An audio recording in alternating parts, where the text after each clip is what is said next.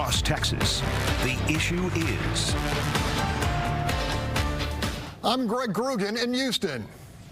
I'm Stephen Dial in Dallas, and this is Texas. The issue is allowing public education dollars to follow the child. Governor Greg Abbott believes it should be permanent policy in the Lone Star State. This legislative session, Abbott has expended loads of political capital trying to push school choice through. And despite serious headwinds in the Texas House, the governor appears to be doubling down. When it comes to education, Mom and Dad are in charge. 5 days after his school choice proposal was gunned down by the Texas House in a budgetary test vote, Governor Greg Abbott drew a line in the sand for lawmakers in the lower chamber. One size does not fit all. No one in government knows better than Mom and Dad about which education option is the best for their child. That is what we will deliver this session by empowering parents with the power and freedom to choose the education best for their child. In his third term, after walloping a well-known, well-funded Democratic challenger by double digits, Abbott, unlike past sessions, appears unwilling to buckle to legislative progressives and rural Republicans who fear vouchers will dilute funding for public schools. Some people say, well, school choice is going to defund our public schools. Nothing could be further from the truth. That's just factually incorrect. Per student funding for public schools is at an all-time high. In this session, we're going to add even more money for public education as well as for teacher pay raises. The issue about whether or not schools are fully funded is answered. We are funding schools more fully today than ever before, and we will fund them even more at the end of this session.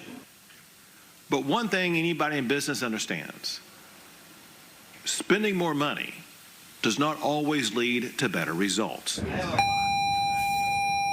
Analysts have linked Abbott's pledge to force vouchers through to his potential presidential aspirations and a desire to match school choice measures adopted in Florida and other red states. If you look at what's happened in other states, Florida, for example, 20 years ago, in 2002, Florida embarked upon school choice in their state. And at that time, students who were coming from low-income families tested on these national tests as one of the worst in the country.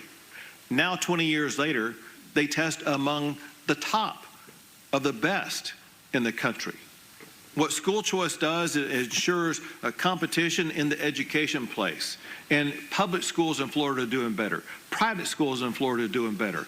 And homeschooling in Florida is doing better. Across the board, education is better. It's a component of multiple aspects to improve education. With a majority of Texans consistently backing choice in statewide polls, sources tell Texas the issue is Abbott stands willing to wield a veto pen or convene special sessions to push the measure through a reluctant lower chamber. And he will have the full backing of Lieutenant Governor Dan Patrick, leader of the Texas Senate. This is the future of Texas, the future of America, to educate our kids. Okay, Stephen, give me your one-word reaction. I'm not going to pull a Rudy. My one word is unwavering. Okay, there you have it. We are going to talk a great deal more about the governor's crusade for school choice when Texas The Issue Is returns on the other side of this break.